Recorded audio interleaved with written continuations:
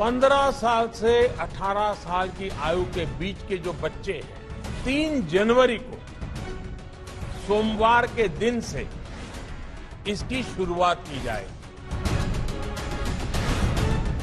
Health care और frontline workers को vaccine की प्रिकॉशन डोज भी प्रारंभ की जाए। 60 वर्ष से ऊपर की आयु के कोमॉर्बिडिटी वाले नागरिकों को उनके डॉक्टर की सलाह पर वैक्सीन की प्रिकॉशन डोज का विकल्प उनके लिए उपलब्ध होगा।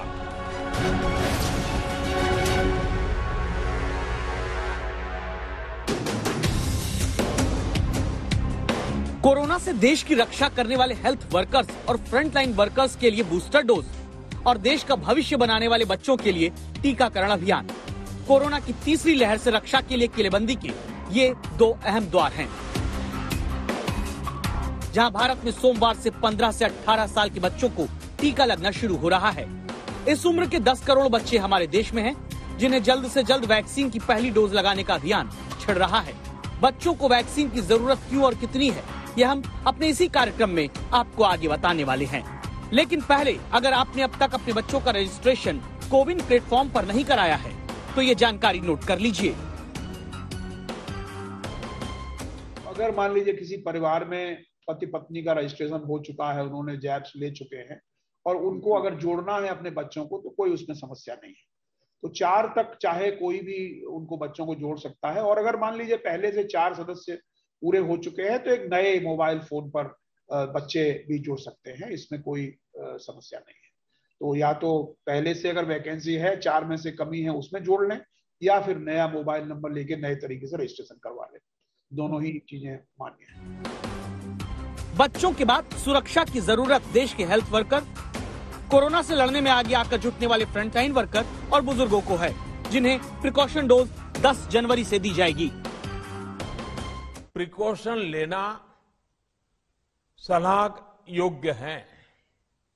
इसको ध्यान में रखते हुए 60 वर्ष से ऊपर की आयु के कोमॉर्बिडिटी वाले नागरिकों को उनके डॉक्टर की सलाह पर वैक्सीन की प्रिकॉशन डोज का विकल्प उनके लिए उपलब्ध होगा।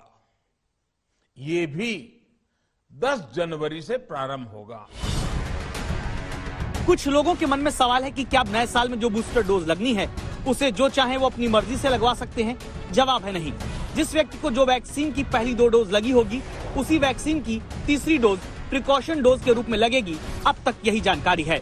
यानी अगर आपको कोविशील्ड की पहली और दूसरी डोज लगी तो कोविशील्ड की ही बूस्टर डोज, जिन्हें कोवैक्सीन की दोनों डोज लगी उन्हें बूस्टर डोज में कोवैक्सीन ही लगाई जाएगी।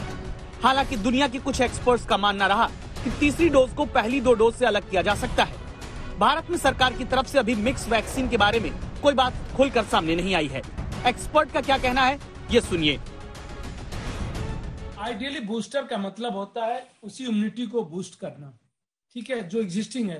तो जिस वैक्सीन से वही देनी चाहिए, क्योंकि हमें अभी सारे वैक्सीन का लॉन्ग टर्म इफेक्ट भी देखना है, अच्छे इफेक्ट भी बुरे इफेक्ट भी।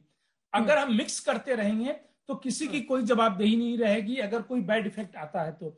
उस लिहाज से भी, साइंस के लिहाज से भी जो है, अगर बूस्टर देना है तो जिनको जो वैक्सीन लगी है वही देना चाहिए, क्योंकि अभी तक जो एविडेंसेज है कि दोनों वैक्सीन सेफ है और इफेक्टिव है, बट लॉन्ग टर्म हमें सेफ्टी और इफिकेसी का नहीं पता, इसलिए उनको वही देना चाहिए।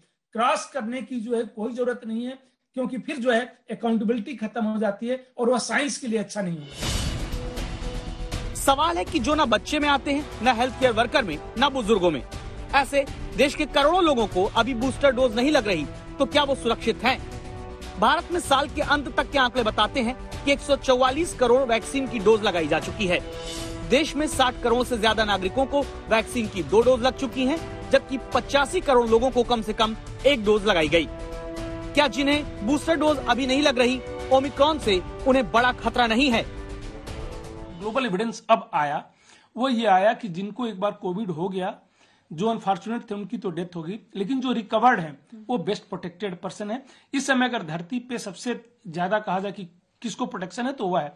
तो हमारे यहाँ इस तरीके से हुआ, इन्फेक्शन रेट बहुत ही ज्यादा हुआ। आईसीएमआर ने सीरो सर्वे किया कि 68% कंट्री लेवल पे हो गया। दिल्ली का सीरो सर्वे बताता है कि 90% के आसपास तो बच्चों में भी इन्फेक्शन हो गया था। प्लस हमने वैक्सीनेट भी अच्छे खासे कर दिए हैं। वैक्सीनेट भी देखो तो 150 करोड़ हम पहुंचने वाले हैं डोजेज जो है, तो ये बहुत बड़ी उपलब्धि है। दोनों को मिला के जो है कहा जा सकता है कि सीवियरिटी जो होने के चांसेस फर्दर जो है कम है। यानी बच्चों के लिए अब वैक्सीन है, बुजुर्गों के लिए बूस्टर डोज है। लेकिन जिन्हें अभी बूस्टर डोज नहीं लग रही, उन्हें ओमिक्रॉन संक्रमित भले कर दे अगर सावधानी नहीं रखी तो, लेकिन जिंदगी के लिए बड़ा खतरा नहीं माना जा रहा है।